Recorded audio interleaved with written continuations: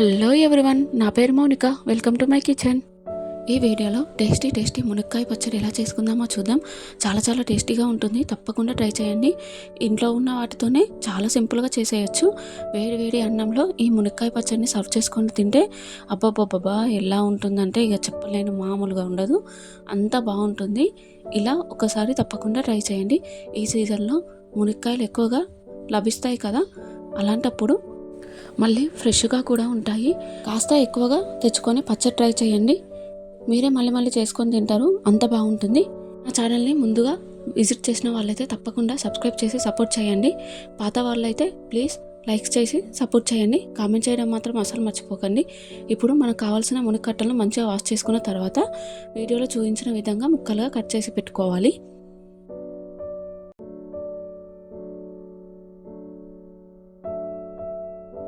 ఇలా అన్ని మునక్కాడలను చిన్న ముక్కలుగా కట్ చేసుకున్న తర్వాత వీడియోలో చూపించిన విధంగా పైన నారలను తీసేయాలి. మరి మొత్తం కాకుండా ఇలా వీడియోలో చూపించిన విధంగా అక్కడక్కడ కొంచెం తీసేయాలి. దీనివల్ల మనం వేసుకున్న ఇంగ్రీడియంట్స్ అన్నీ మునక్కాడలను మంచిగా పీల్చుకుంటాయి.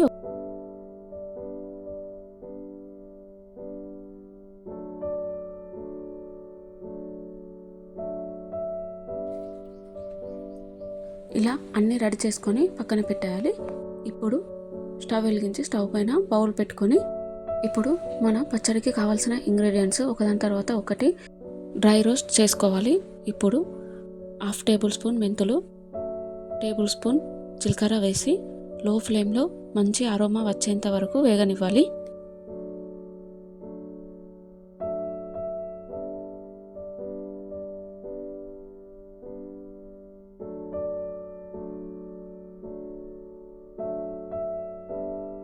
అలాగే ఇవి మంచిగా వేగిన తర్వాత 2 టేబుల్ స్పూన్ ఆవాలు వేసి అవి కూడా మంచిగా వేగనివ్వాలి. ఇవి ఒకదాని తర్వాత ఒకటి వేసుకోవాలి. అన్నీ ఒకేసారి వేసుకుంటే కొన్ని లేటుగా వేగేటి, కొన్ని తొందరగా వేగేటి ఉంటాయి కాబట్టి వీడియోలో చూపించిన విధంగా వేయించుకోవాలి.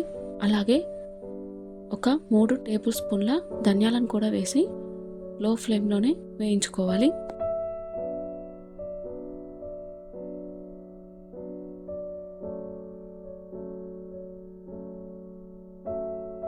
ఇలా అన్నీ వేగిన తర్వాత ప్లేట్లో తీసుకొని చల్లారనివ్వాలి.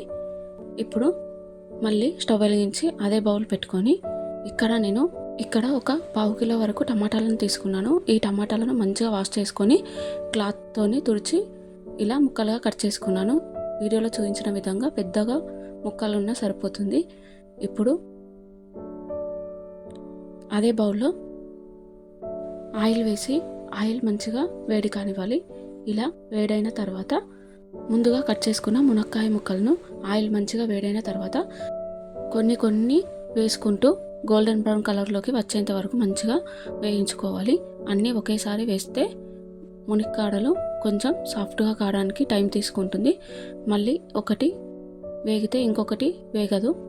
ఇలా కొన్ని వేస్తే ఫ్రీగా మంచిగా వేగిపోతాయి. నేను తీసుకున్న క్వాంటిటీకి 2 బ్యాచ్లు వేయించుకున్నాను.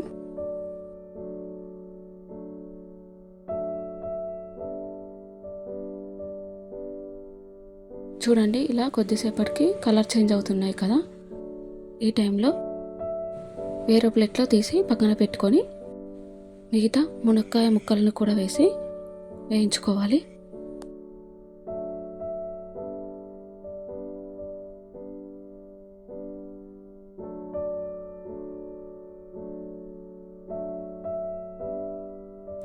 అన్నీ మునక్కాయ ముక్కలను వేయించుకున్న తర్వాత ఆయిల్లో ఇలా మునక్కాయ సీడ్స్ ఉంటాయి కదా, వాటిని కూడా తీసేసి అదే బౌల్లో వేసుకున్న తర్వాత అదే ఆయిల్లో మనం కట్ చేసి పెట్టుకున్న టమాటా ముక్కలను కూడా వేసి లో ఫ్లేమ్లో స్కిన్ సపరేట్ అయ్యేంత వరకు వేయించుకోవాలి. టమాటాలు తొందరగా ఉడకాలంటే కొంచెం సాల్ట్ వేస్తే సరిపోతుంది. సాల్ట్ వేసి మంచిగా కలుపుకున్న తర్వాత మూత పెట్టి లో ఫ్లేమ్లో మంచిగా ఉడికించుకోవాలి.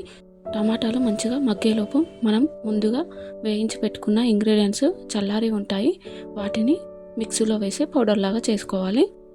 ఫ్యాన్ కింద పెడితే తొందరగా చల్లారిపోతాయి. ఇంగ్రీడియంట్స్ని కంపల్సరీగా చల్లారనివ్వాలి.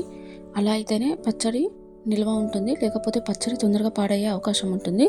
చూడండి, ఇలా మంచిగా చల్లారిపోయాయి కదా, వీటిని మిక్సీలో వేసుకోవాలి. ఇలా పౌడర్ లాగా అవుతుంది. కొద్దిసేపటికి మూత తీసి చూస్తే టమాటాలు కూడా స్కిన్ సపరేట్ అయ్యి ఇలా వాటర్ పైనకు వచ్చేసాయి కదా.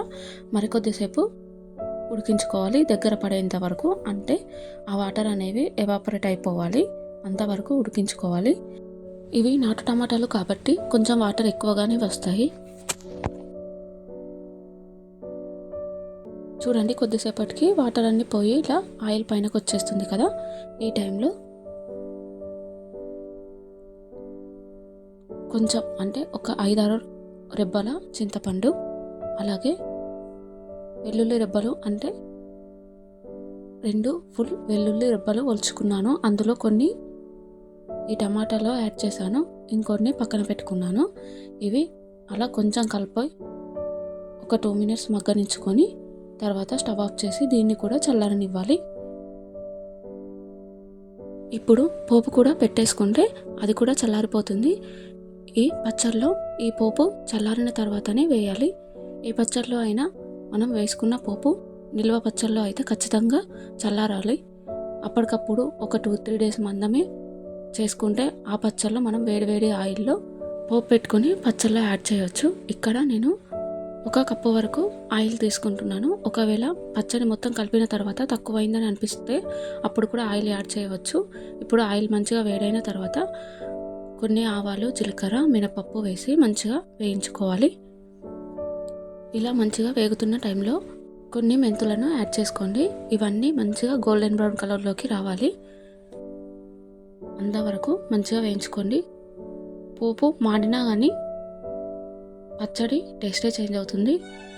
ఇలా పోపు మంచిగా వేగిన తర్వాత ఎండుమిర్చిని కూడా వేసుకోండి. ఎండుమిర్చి వేసి స్టవ్ ఆఫ్ చేయండి, ఎందుకంటే ఎండుమిర్చి తొందరగా వేగిపోతాయి కదా. ఎండుమిర్చి కొంచెం బ్లాక్ అయినా పర్లేదు, ఎందుకంటే టేస్ట్ బాగుంటుంది ఎండుమిర్చి టేస్ట్. అంతే, ఈ పోపుని కూడా చల్లారనివ్వాలి. ఇప్పుడు ఈ పోపు వేయించేలోపు టమాటాలు కూడా మంచిగా చల్లారిపోయాయి. ఇప్పుడు ఈ టమాటాలను మిక్సీ జార్లో వేసుకొని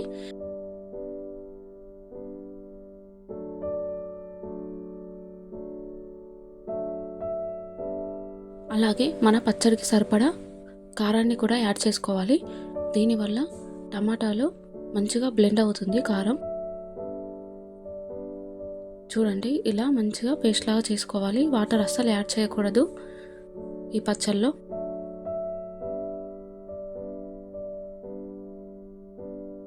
ఇప్పుడు మనం టమాటాలు మగ్గించుకున్న పౌల్లోనే మనము వేయించి పక్కన పెట్టుకున్న మునిక్కాడలను అన్నింటినీ వేసుకోవాలి. అలాగే టమాటా పేస్ట్, మనం పౌడర్ చేసి పెట్టుకున్న మసాలాను ఒకదాని తర్వాత ఒకటి వేసుకోవాలి వీడియోలో చూపించిన విధంగా.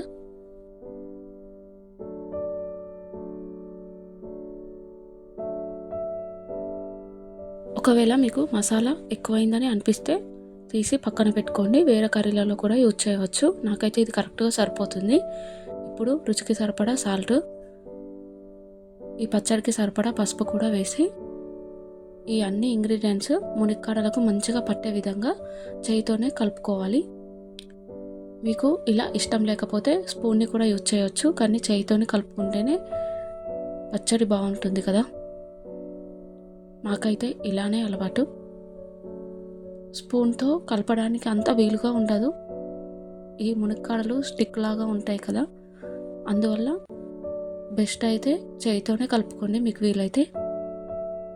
ఈ టైంలోనే పచ్చడిని టేస్ట్ చూసి ఒకవేళ ఏమైనా తగ్గినట్టు అనిపిస్తే యాడ్ చేసుకొని, నాకు ఇక్కడ కారం తగ్గినట్టు అనిపించింది కాబట్టి మరి కొంచెం యాడ్ చేస్తున్నాను. అలాగే ఉప్పుని, ఆయిల్ని కూడా యాడ్ చేసుకోవచ్చు. ఆయిల్ మళ్ళీ వేడి చేయాల్సిన అవసరం లేదు. ఇప్పుడు ఇలా మంచిగా కలుపుకున్న తర్వాత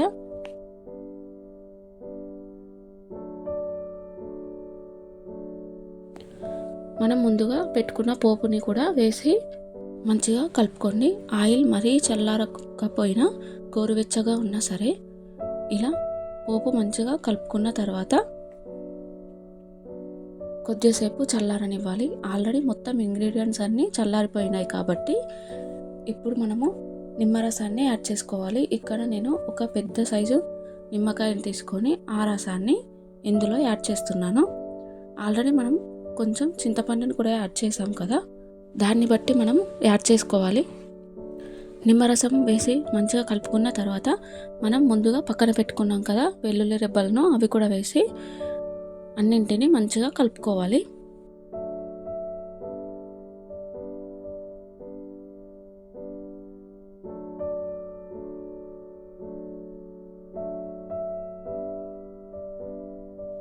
చూడండి, మునక్కాయ పచ్చడి అన్నీ కలుపుకున్న తర్వాత ఎంత బాగుందో, చాలా చాలా టేస్టీగా ఉందండి. అది కలిపేటప్పుడే స్మెల్ మాత్రం ఇలా వస్తుందంటే అప్పుడే తినేయాలనిపించింది, అంత బాగుంటుంది. ఇప్పుడు దీనిని మూత పెట్టి అలానే ఉంచేసినా పర్లేదు, లేకపోతే వేరే బౌల్లోకి షిఫ్ట్ చేసుకొని ఒక 1 డే తర్వాత తీసి చూడండి, ఆయిల్ అంతా పైనకు వచ్చేసి భలే అవుతాయి. ఈ మునిక్కట్టలు మాత్రం చాలా చాలా టేస్టీగా ఉంటుంది. తప్పకుండా ట్రై చేయండి. ఈ వీడియో మీకు నచ్చిందనే అనుకుంటున్నాను. నచ్చితే please like, share, subscribe and comment చేయడం మాత్రం అస్సలు మర్చిపోకండి. ఒకవేళ మీరు నా రెసిపీ చూసి చేసినట్టయితే అది ఎలా వచ్చిందో కామెంట్ బాక్స్లో చెప్పండి. తప్పకుండా మంచిగానే వస్తుంది, ఎందుకంటే ఇది మా అమ్మకు చెప్పింది. అమ్మకి ఫోన్ చేసి నేను అడిగితే నాకు చెప్పింది, ఆమె ప్రకారం నేను పెట్టాను. చాలా చాలా బాగుంది.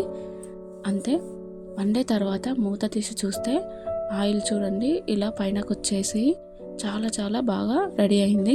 వేడి వేడి అన్నంలో ఈ పచ్చడిని సర్వ్ చేసుకొని తింటే చాలా టేస్టీగా ఉంటుంది. పప్పు పక్కన కానీ ఓన్లీ ఈ పచ్చడితోనే మనం అన్నం మొత్తం లాగించేయచ్చు, అంత బాగుంటుంది. థ్యాంక్ యూ సో మచ్ వీడియోని చివరి వరకు చూసినందుకు.